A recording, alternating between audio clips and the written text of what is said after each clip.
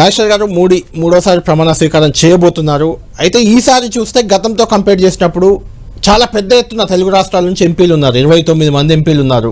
ఇందులో ఎవరెవరికి క్యాబినెట్ బెర్తులు వస్తాయి, ఎవరికి ఏ శాఖ వస్తే తెలంగాణకు కానీ ఆంధ్రప్రదేశ్ కానీ లాభం జరుగుతుంది, ఇలాంటి చర్చలు చాలా పెద్ద ఎత్తున జరుగుతున్నాయి. దానికంటే ముందు కాంగ్రెస్ పార్టీకి ఇప్పటివరకు ఆహ్వానం పలకలేదు, ప్రమాణ స్వీకారానికి ఆహ్వానించలేదని చెప్తున్నారు.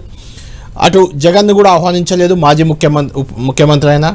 కానీ తెలంగాణ కేసీఆర్కి మాత్రం ఆహ్వానం అన్నట్టు తెలుస్తుంది. దీన్ని ఎలా చూడాలి? అంటే first to early to comment, ఎందుకంటే మనకు ఇన్ఫర్మేషన్ పూర్తి లేదు, ఇంకా సమయం ఉంది కూడా ఉంది, ఆహ్వానించవచ్చు. అంటే బహుశా ఏదో ఒక క్రైటీరియా పెట్టుకుంటారు. కాంగ్రెస్ పార్టీకి ఆహ్వానం లేకుండా ఉండదు, ఎందుకంటే అది ప్రధాన ప్రతిపక్షం. సో ప్రధాన ప్రతిపక్షంకి ఆహ్వానం లేకపోతే అంతకన్నా అప్రజాస్వామికి ఇంకోటి ఏం కాదు. నువ్వు విదేశీ నేతలు శ్రీలంక ప్రైమ్ మినిస్టర్ పిలిచి నీ దేశ పార్లమెంట్ లో ప్రతిపక్ష నేత జయరాం రమేష్ అదే కామెంట్ చేశారు, విదేశీ నేతల ఆహ్వానం పలికారు, మాకు మాత్రం పలకలేదు అంటున్నారు. అంటే వాళ్ళు కొద్దిగా ముందుకు ప్రిపేర్ కావాలనుకున్నట్టున్నారు. సో అది ఇగ్నోర్ అదొక స్ట్రాటజీగా మేము పెద్ద ప్రాధాన్యత ఇవ్వడం లేదు, ఏదో వాళ్ళు ఎలాగో ప్రోటోకాల్ ప్రకారం పిలిచామనే యాంగిల్లో ఉండవచ్చు. కానీ బట్ డెఫినెట్గా కాంగ్రెస్ పార్టీకి ఆహ్వానం లేకపోతే అంతకన్నా అన్యాయం ఏం లేదు. అంటే ఇదే మన భారతదేశ పార్లమెంట్లో ప్రతిపక్ష నేతకి ఆహ్వానం లేకపోతే అంతకన్నా అన్యాయం ఉంటుంది ప్రధాన ప్రతిపక్షం. ఇకపోతే బహుశా జగన్ కు పిలవక కేసీఆర్ పిలవడం అంటూ ఉండకపోవచ్చు నా అంచనా.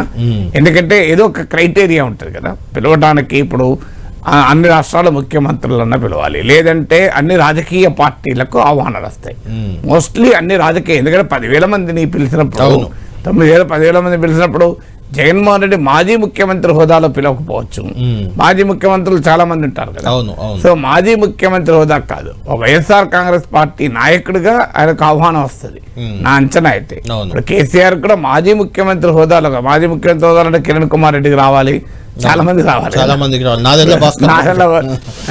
అట్లా మాజీ ముఖ్యమంత్రి హోదా అయి ఉండదు. అది ఏంటంటే ఒక పార్టీ నాయకుడిగా, అంటే పార్లమెంట్ లో రిప్రజెంటేషన్ లేకపోయినా కేసీఆర్ని పిలిచి పార్లమెంట్ రిప్రజెంటేషన్ ఉన్న వైఎస్ఆర్ కాంగ్రెస్ పార్టీ అధ్యక్షుడు పిలవకపోవడం న్యాయం కాదు కదా. ఎందుకంటే పార్లమెంట్ 4 ఎంపీలు ఉన్నారు కదా. ఇప్పుడు అల్టిమేట్ గా ఏదో ఒక క్రైటీరియా పిలిస్తే అన్ని రాజకీయ పార్టీల నాయకులకు ఆహ్వానం ఉండాలి, అదొక పద్ధతి. లేదు అట్లీస్ట్ పార్లమెంట్ లో రిప్రజెంటేషన్ ఉన్న, పార్లమెంట్ లో రిప్రజెంటేషన్ లేని పార్టీ పక్క పెట్టు, పార్లమెంట్ లో రిప్రజెంటేషన్ ఉన్న పార్టీకైనా పిలవకపోతే దానికన్నా అన్యాయం ఇంకోటి ఉండదు కదా. కాబట్టి ఈ రోజు కూడా ఇంకా పిలవడానికి అవకాశం అయితే ఉంది. డెఫినెట్గా ఈరోజు పిలవనప్పుడు మనం డెఫినెట్గా కామెంట్ చేయాలి. అప్పటిదాకా టూ ఎర్లీ కదా. రైట్. ఇక క్యాబినెట్ బెర్త్